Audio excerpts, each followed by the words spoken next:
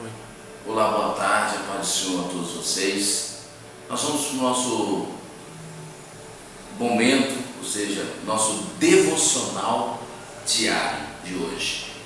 Eu gostaria de estar lendo Naum, capítulo 3, que diz assim: ai da cidade sanguinária, ela toda está cheia de mentiras e de rapina, nunca solta a presa. Som de açoite há, e estrondo de movimento de rodas, e cavalo atropelador, e carros saltadores. O peso da cavalaria, o resplendor da espada, e o resplendor da lança, multidão de mortos haverá ali, com abundância de cadáveres, cadáveres incontáveis, e nos seus corpos tropeçarão, por causa da multidão dos adultérios, da meretriz de formosa graça, mestra, em feitiços, que vendeu as nações com as suas fornicações e adultérios, e aos povos com os seus feitiços. É uma profecia, algo que foi liberado para o povo de Nínive. Como se encontrava Nínive naquela época? Em meio à prostituição, adultérios e outras coisas mais. Naum 3 vem falando sobre cidades ensanguentadas, mentiras, multidões de adultérios, mortes, cadáveres, feitiçaria, prostituição. Nos dias de hoje não é diferente não, irmãos. É o que nós estamos vivendo. Não é diferente do que está acontecendo nos templos, nas sociedades, enfim, em vários lugares. É como se Nínive ressurgisse.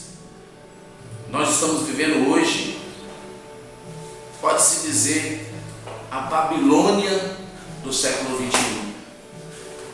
A palavra adultério tem origem no latim adulterium. O verbo adulterar significa deturpar, falsificar, corromper e também cometer adultério. Às vezes a gente pensa assim que cometer adultério é quando um homem se deita com outra mulher que não seja sua esposa. Isso é adultério, claro, mas vai além disso. Quando falamos de adultério, interessante é que adultério e traição, podemos dizer que essas duas palavras, elas se juntam. Geralmente o adultério e a traição caminham juntos. Por exemplo, eu quero dar um exemplo aqui de uma coisa que talvez você nunca parou para meditar e imaginar, mas que também é adultério, é traição. Um policial, quando ele dá lugar para extorsão, e ele está trabalhando, e ele encontra alguém que está infringindo a lei, e de alguma forma ele tenta ganhar vantagens em cima disso. Eu quero te dizer uma coisa, irmãos, esse policial, ele está adulterando a verdade, que é a palavra de Deus, que é a lei, que é os mandamentos. E ele também está traindo a sociedade, está traindo o batalhão, onde ele deve submissão aos seus superiores.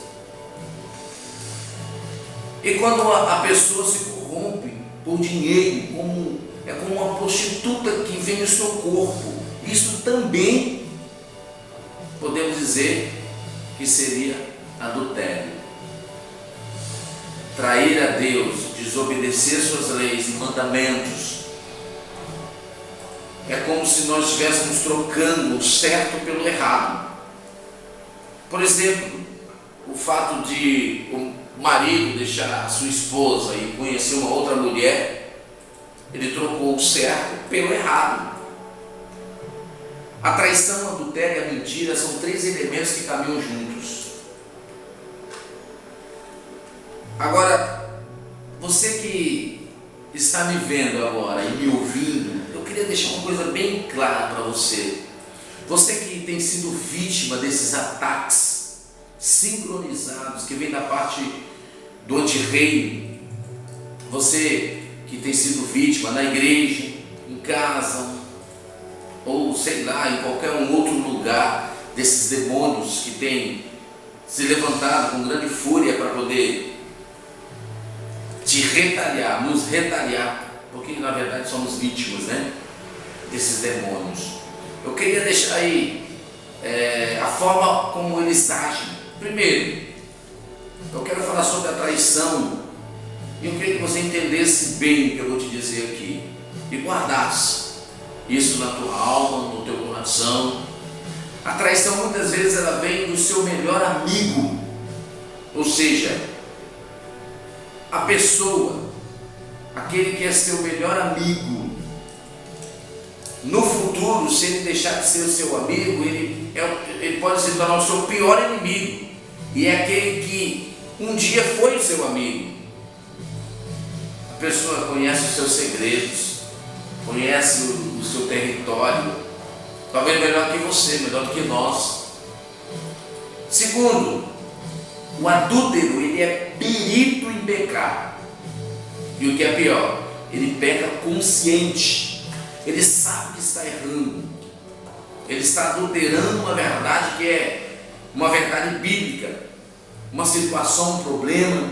Ele traz consigo um cinismo e uma autocomiseração depois de pecar, depois de errar.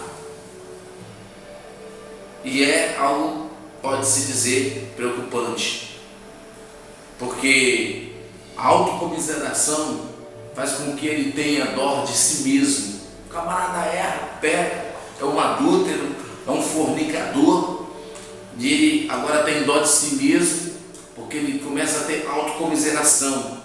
Ele começa a engordar pessoas, atraindo o maior número de pessoas possíveis para compartilhar o seu pecado. A mentira, que também podemos chamar de espírito de engano, são demônios que cegam e colocam tampões nos ouvidos. Irmãos, quais são esses demônios que têm agido, esses principados, potestades?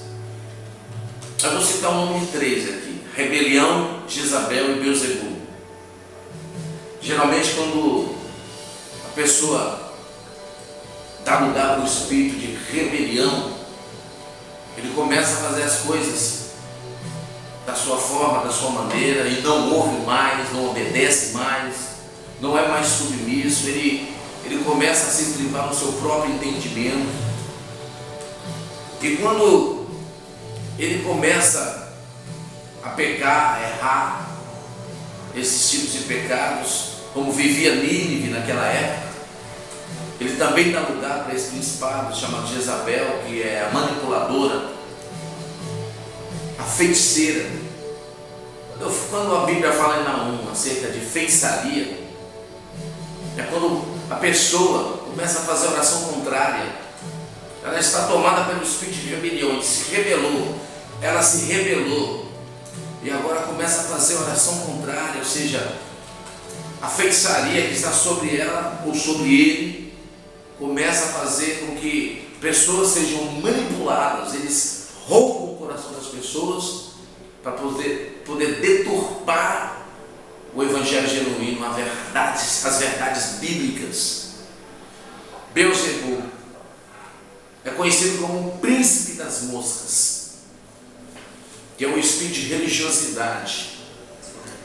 Quando acontece de uma pessoa cair num pecado como esse, adultério, que seria cometer pecados, consequentemente, pecados esses que ferem os princípios bíblicos, que vai contra a palavra de Deus, ele começa a entrar num período de religiosidade.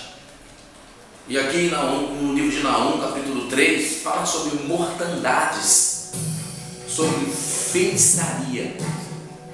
Então, o espírito de Beelzebul, ele vem trazendo sabe, uma atmosfera de religiosidade, que as pessoas começam a serem frequentantes das igrejas, as pessoas começam a viver assim de maneira em que elas não conseguem mais ter a presença de Deus. É como se elas estivessem mortas. O espírito de religiosidade, ele age dessa forma, faz com que as pessoas vivem como se fossem mortos-vivos. Eles não têm mais uma expectativa do evangelho genuíno e verdadeiro. Você que tem sido vítima desses demônios, se existem pessoas que caminham com você, que têm agido desta maneira, com esses sintomas, quero dizer para você, meu amigo, que você precisa orar por Deus, buscar o Senhor e sempre pregar a verdade, porque a verdade vai prevalecer. Não adianta nós deixarmos o sistema babilônico entrar dentro da igreja, no meio da sociedade. O sistema já se corrompeu e nós temos que ter a consciência de que a palavra de Deus é que tem que prevalecer. A palavra de Deus, doa quem doer, ela tem que ser pregada de forma verdadeira. O camarada adulterou, ele tem que ser chamado para a responsabilidade acerca do que ele fez. Se a pessoa se rebelou, se ele é um religioso, se ele vai contra tudo que é colocado, seja nos templos, seja aonde quer que seja, aquele camarada que confronta tudo, que confronta todos, que vai contra tudo e todos, ele é um feiticeiro. E a feitiçaria já está sendo exposta. Nós estamos vivendo nos dias de hoje, o livro de Naum. Então fiquemos bem espertos e vamos, em nome do Senhor Jesus Cristo, procurar viver a verdade, que é esta palavra. Eu deixo esse devocional diário para você. Um forte abraço para você. Fica na paz do Senhor. Um grande abraço. Que Deus abençoe a sua vida. Amém.